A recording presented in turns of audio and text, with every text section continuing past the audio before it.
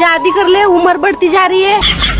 मैं झुकेगा नहीं। बाबाजी एक नंढड़ो ऐं सुहिणो टिकटॉकर आहे जंहिं हिन प्लेटफॉर्म खे पंहिंजे फन लाइ इस्तेमाल करणु सिखी वरितो आहे। ही नंढड़ो फनकार मज़ाहिया ऐं तफ़रीही वीडियोस शेयर करे थो ऐं मक़बूलियत हासिल करे चुको आहे। नंढड़े बाबाजी जूं वीडियोस न रुगो टिकटॉक पर यूट्यूब ऐं ॿियनि सोशल मीडिया प्लेटफॉर्म्स ते वायरल थींदियूं आहिनि। हिन जो मुनफरिद अंदाज़ इहो आहे त ही वीडियोस में मुख़्तलिफ़ रूप इख्तियार करे थो ऐं औरताणो ऐं मर्दाणो अंदाज़ माण्हुनि खे पसंदि अची रहियो आहे। वाहिपेदारनि हिन नंढड़े टिकटॉकर खे संदसि एतमाद जे करे बेहद मोट ॾिनी ऐं वीडियोस शेयर कंदा रहंदा आहिनि। हिन जूं वीडियोस मुख़्तलिफ़ सोशल प्लेटफॉर्म्स ते मौजूदु आहिनि, पर हिन जे वालिद जी हिकु ॾुखोईंदड़ वीडियो सभिनी मदाहनि खे परेशान करे छॾियो आहे। जॾहिं बि केरु मक़बूलियत हासिल कंदो आहे त उन सां साड़ ऐं हसद थियणु लॻंदो आहे ऐं इहो ई सबबु आहे जो माण्हू वॾनि टिकटॉकर्स खां सवाइ हिन मासूम ॿार सां बि साड़ करणु लॻा आहिनि। हिन जी मक़बूलियत ॾिसी मुख़ालिफ़ साड़ में एतिरा अंधा थी विया जो हिन नंढड़े टिकटॉकर जा वार काटिया विया। संदसि पीउ हिकु वीडियो बयान में ॿुधायो त असां कंहिंजो कहिड़ो ॾोह कयो आहे, असां त रुॻो माण्हुनि जी तफ़रीह लाइ वीडियोस ठाहींदा आहियूं। हुन चयो त मूंखे अफ़सोस सां चवणो पइजी रहियो आहे त हिन नंढड़े टिकटॉकर खे मोटरसाइकिल सवारनि रोके कैंचीअ सां संदसि वार काटिया आहिनि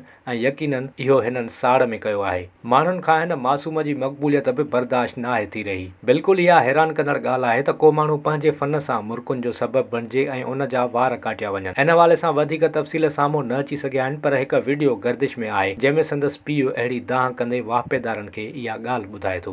अस्सलामुअलैकुम यार, आज बहुत दुख के साथ कहना पड़ रहा है कि आज मेरा बच्चा बाहर गया था दुकान में चीज़ें लेने के लिए, तो पता नहीं किसने इसके बाल काट दिए थे कैंची से।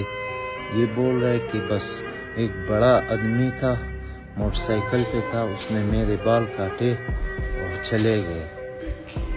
तो बड़ा अफसोस के साथ कहना पड़ रहा है कि यार क्यों हमारे साथ इतना बुग़्ज़, क्यों, बल्कि बड़े के साथ होता तो कुछ भी नहीं, लेकिन ये छोटा बच्चा इसके साथ क्यों कोई इतना बुग़्ज़ रखता है, इतना हसद रखता है। हमने किसी का कुछ भी नहीं बिगाड़ा।